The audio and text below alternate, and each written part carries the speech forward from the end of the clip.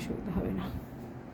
আচ্ছা হলো, এই বডির যে পার্টে আমার হেয়ারটা লেগে রয়েছে সামনে পেছনে যেখানেই, সেটা আমার 0। তাহলে যখনই বডির থেকে আমার এই অ্যাঙ্গেলে হেয়ারটা হচ্ছে সেটা হচ্ছে আমার 45।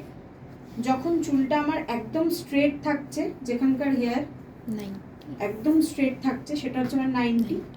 যখন একটু উপরে উঠছে 120, যখন এতটা উপরে উঠছে 180।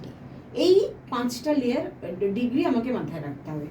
এবার কি, যে বডির সাথে যেই লেগে থাকছে আমার চুলটা, সেটা তো আমার পুরো 0ই।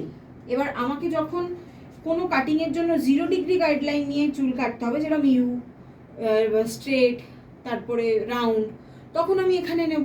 আবার কিছু কাটিংয়ের ক্ষেত্রে যেরকম লেয়ার্সের ক্ষেত্রে কী হয়, আমি সামনে থেকে নিই, তাহলে সামনে থেকেও আমার 0 ডিগ্রিতেই নিতে হবে। তারপর আমি আস্তে আস্তে আস্তে আস্তে অ্যাঙ্গেল ওয়াইজ উঠবো। এটা কানের দিকেও সেম, বডির সাথে যে পার্টটা লেগে রয়েছে সেটা আমার 0। যখন এই অ্যাঙ্গেলে উঠছে তখন আমার 45, যখন এরম থাকছে 90, 120, 180। সেম 0, 45, 90, 120, 180 হয়ে গেল। সেম যেখানকার নেব। তাহলে কি হচ্ছে, আচ্ছা এবার বুঝতে হবে কাটিংয়ের ক্ষেত্রে দুটো ডিফারেন্স। কি ডিফারেন্স না, দু ধরনের কাটিং হয়। এক হচ্ছে এই যে হেয়ারের এইভাবে একটা লেয়ার হয়, যেটা আমরা এরম কাটিং করে করে করি, সেটাকে আমরা কি বলি না স্টেপ। আরেকটা লেয়ার কিভাবে হয়, ফ্রন্ট টু ফ্রন্ট, মানে এই যে চুলটা আছে সেটাকে যদি আমি অ্যাঙ্গেল ওয়াইজ ধরি তাহলে এইভাবে কাটানো হবে। তার মানে এখানে একটা লেয়ার্স পড়ছে, এখানে একটা লেয়ার্স পড়ছে, সেদিনকে যে চুলটা কাটিং করে দেখালাম, এখানে একটা লেয়ার্স পড়ছে, এখানে একটা লেয়ার্স পড়ছে, এখানে একটা লেয়ার্স পড়ছে। তাহলে এইটা হচ্ছে আমার টাইপ অফ লেয়ার্স, যেটা আমার সাইড টু সাইড। এই কাটিংয়ের ক্ষেত্রে কি হয় না, এই কাটিংয়ের ক্ষেত্রে আমার হেয়ার লেন্থটা ছোট হয় না, হেয়ার পুরো লেন্থটাই আমার ঠিক থাকে। শুধু হেয়ারের যে সাইডগুলো আছে সেইগুলোকে সুন্দর সুন্দর করে আমাদের একটা করে নচিং করে বা বিভিন্ন টাইপ দিয়ে আমরা লেয়ার্স ফেলছি। কিন্তু যদি আমি এইভাবে লেয়ার্স দিয়ে, এটা ভাবতে হবে, যেটার ক্ষেত্রে আমার অনেক ক্লায়েন্ট, আমরা চুল কাটার পরে আমরা বদনাম হয় যে হেয়ার কাটিং করেছি কিন্তু চুলটা আমার নষ্ট হয়ে গেছে। স্বাভাবিক, স্টেপ কাটিংয়ের পরে আমরা কি শুনি, আমাদের চুলটা নষ্ট হয়ে গেছে। কেন হবে না?